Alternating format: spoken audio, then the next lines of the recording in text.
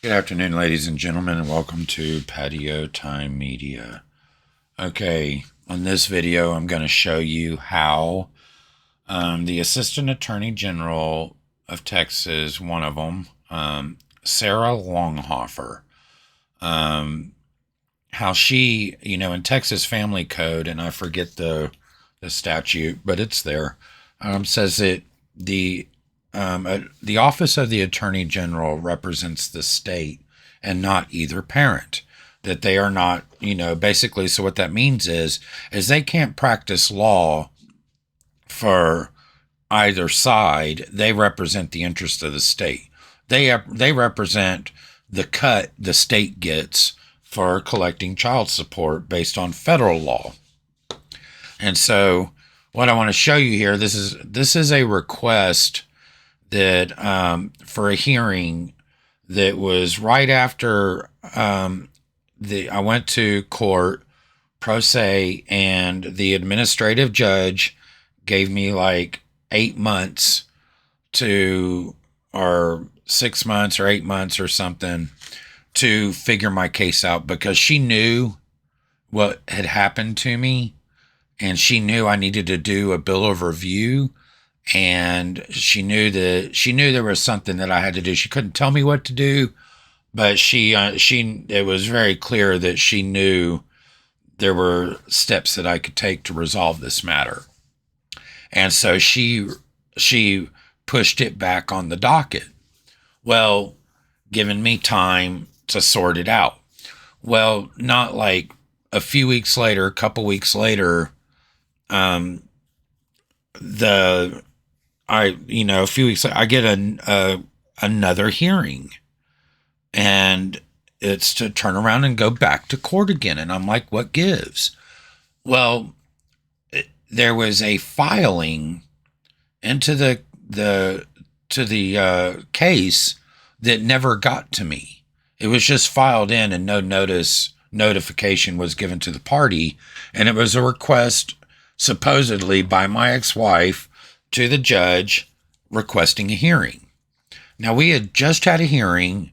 The judge, the administrative judge, pushed it back to give me time to do a bill of review. So instead of allowing me time to do the bill of review, a hearing was requested to interrupt my efforts. So it's interference. And so now this was supposedly a request by my ex-wife, but I'm going to demonstrate why I think it wasn't.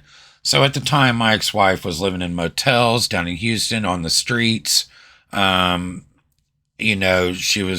in a bad way. I can tell you that what other people would say, but I'm not going to go down for defamation on this deal. I've already been through enough. So anyways, so here's the signature on the request. Now, there is no way in hell my ex-wife knew what to do to prepare this document. There's no way in hell she could duplicate what she did to prepare this document. She just didn't do it. But you can tell here that this signature is taken off another document.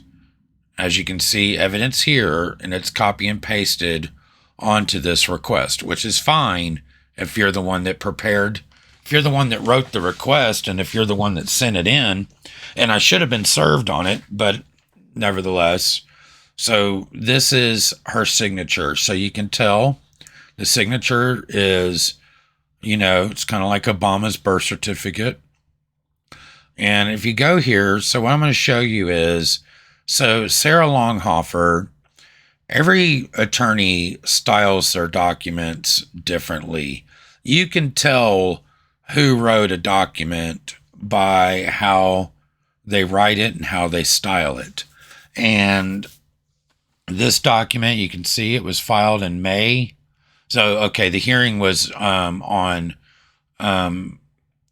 April 22nd of 2022. So this was filed 4 weeks later. Okay, it was dated, yeah. So 3 weeks later was the date on it, filed 4 weeks later. So let's look at it.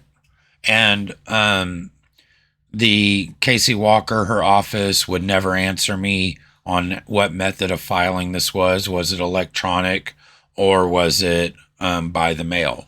But I can tell you it was electronic filed.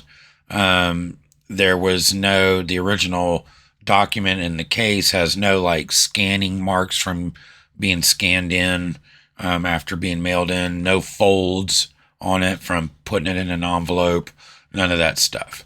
And then there's the style. So if you notice how the style is, you see how it's italicized and where, okay, I mean, the subscript, all of it, and the way it's written, there's just no way she wrote this. There's no way that she styled this document from her cell phone and it copy and pasted her signature on it. Absolutely no way. Okay. Now this is a document by Sarah Longhofer, and see her signature? She did the same thing. Now this is perfectly legal. Okay. It was the notice of hearing. Okay. So, but you see the style? Bold, italicized case number. You see that? This woman, this assistant attorney general, prepared this document and filed it for my ex-wife. Now that is what your lawyer does. Okay? That's what your lawyer does. Not my pro se ass ex-wife. Okay? They are supposed to represent the fucking state, not either party. Now, they will fight, and they did in hearings. They would object on behalf of my wife, ex-wife, which is representing that party, not the state. They were representing her. And, and that's in violation of the law. So, you guys, if you've been put through the ringer, you really need to go look at your case and see, how they do things. See, like this is Jody Saldros. This lady hated my guts. Oh my God. She was a fucking man-hating. Oh my God. She looks like Tweedledee. Okay. It's insane. But see how her style is completely different? You see that? You see the difference in style? And these two ladies worked together on this case, side by side in just about every hearing, and they don't even style the documents the same. You see what I mean? But somehow my ex-wife was able to duplicate 100% Sarah Longhofer's style and electronically file it into the court. There is no way. There's just no way. There's no evidence that supports that my ex-wife made that document. And there is every bit of evidence to show that this document was produced by an attorney acting on behalf of my ex-wife. Texas Family Code. The Office of the Attorney General does not represent either party in a family law case. They represent the state.